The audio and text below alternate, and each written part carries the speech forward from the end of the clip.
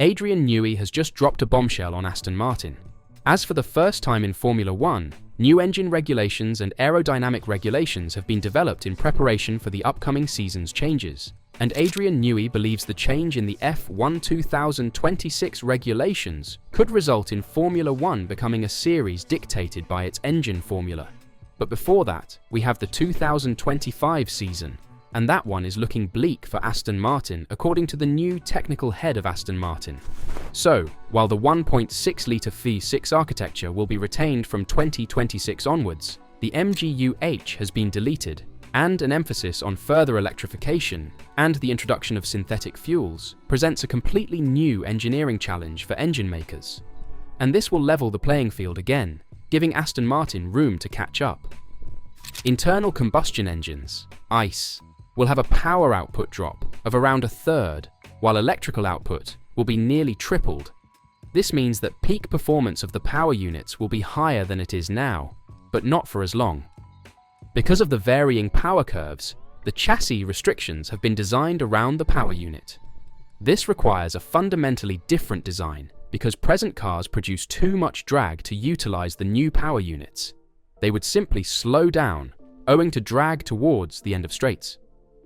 The mix of ICE and electrical power will be close to 50-50, as F1 strives for greater sustainability and a net carbon zero emissions objective by 2030. The chassis will have active aerodynamics to maximize the engine's capability, while the X and Z modes will be used to create downforce where it is required while minimizing drag down the straight. The goal is for the new vehicles to complete a lap of a standard Grand Prix course in around a second faster than the existing machines. However, the impending changes raise some concerns for the teams, especially if an engine manufacturer is able to figure out the new rules considerably faster than its competitors. This occurred during the last engine formula change, when hybrid engines were first introduced in 2014. Mercedes's power units were literally light years ahead of everyone else's, and it took years for others to catch up.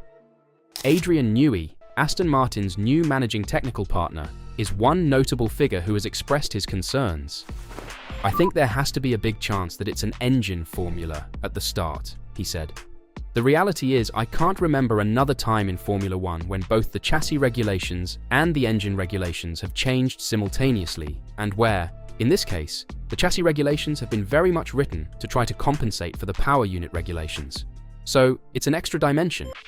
During his time at Red Bull, Newey was irritated that his otherwise competitive car designs were hampered by an underpowered Renault engine between 2014 and 2018, and he believes all engine manufacturers will be wary of the scenario of reduced competition as a result of one being far ahead of the rest.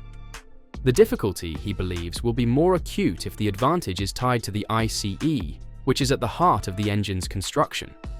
If one design proves to be considerably superior, Newey believes that company will be able to dominate for years.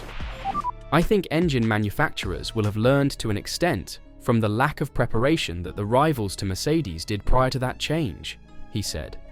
"But there has to be a chance that one manufacturer will come out well on top and it will become a power unit dominated regulation, at least to start with. And there's a chance that if it's on the combustion engine side of it, that somebody comes up with a dominant combustion engine that will last through the length of the formula, because the way the regulations are written, it's quite difficult for people who are behind to catch up. If it's on the electrical side, then there's much more ability to catch up if you're behind." When asked how much chassis advantage and excellent aerodynamics may compensate for a weak engine, Newey stated it's too early for even his skill to calculate. "Because I've been out of Formula One, really, since the end of April. Then, I have little detailed knowledge of the new regulations," he said, as he served several months of gardening leave from Red Bull's Formula One operations since announcing his departure in May 2024. He will start work with Aston Martin on March 3rd. Of course, the power unit side of the regulations has been out for some time, but in terms of the chassis side of it, and the aerodynamics, and the vehicle dynamics, then I don't have much knowledge. So that will be a rapid learning curve when I do start. With Newey leaving Red Bull after nearly 20 years with the Milton Keynes-based team, the longtime chief technological officer admitted that 12 months ago, he would not have predicted his career transition. If you'd said to me 12 months ago, would I be leaving Red Bull and then now ultimately starting again? I would have said, no, you're crazy. But for various reasons, I felt I wouldn't be true to myself if I stayed at Red Bull. So the first difficult decision was exactly that. Do I stay at Red Bull or not? I obviously came to the conclusion that, being honest with myself, I couldn't. And then having made that decision, it was then what to do next. So, Newey is getting ready for a new chapter at Aston Martin, and according to him they won't be until at least 2026. But that also come what an if and a but. Because Newey also dropped a bombshell on Aston Martin's current driver lineup, stating that they might not be able to win the championship even if they had the best car. This prompted new rumours to surface which linked Max Verstappen to Aston Martin in a £1 billion deal. Adrian Newey reportedly informed his new squad that even the best racehorse needs the best rider. Verstappen is being linked to a move away from Red Bull for the second time, with Aston Martin apparently interested in signing him and reuniting him with Newey, the genius who created all of Verstappen's title-winning Red Bull vehicles. According to the Daily Mail, Jefferson Slack, Aston Martin's managing director of commercial and marketing, has been courting potential sponsors by saying four-time Formula One champion Verstappen will join the squad. According to the story, Slack is going around informing sponsors that Max is going to join Aston Martin in a deal for £1 billion. Aston Martin has strongly disputed the news, and Aston Martin Aramco spokesperson categorically denied the story. That hasn't stopped the rumour mill, with design great Newey's name now being mentioned. According to F1 Insider, the design great, who begins work with the Silverstone team in early March, said Aston Martin, even the best racehorse needs the best rider. Verstappen has dominated the last 4 years, winning 4 successive world championships in Newey-designed gear. Although Verstappen's contract with Red Bull runs until the end of the 2028 season, his Red Bull team principal, Christian Horner, admitted to last year that the contract includes a performance element that could allow him to leave the team before 2028 if Red Bull fails to provide a competitive car. It has been speculated that the driver will be free to use a departure clause if he finishes lower than 3rd in the standings after completing a significant portion of the F1 2025 season.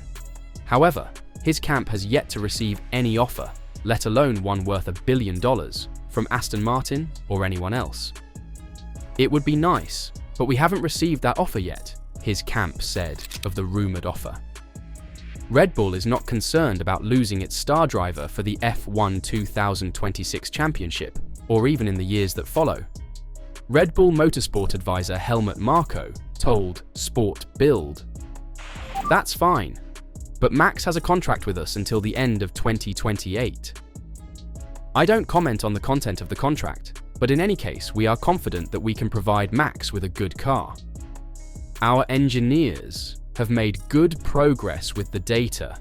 We are optimistic." Is that true though? Are Red Bull going to be frontrunners in 2025?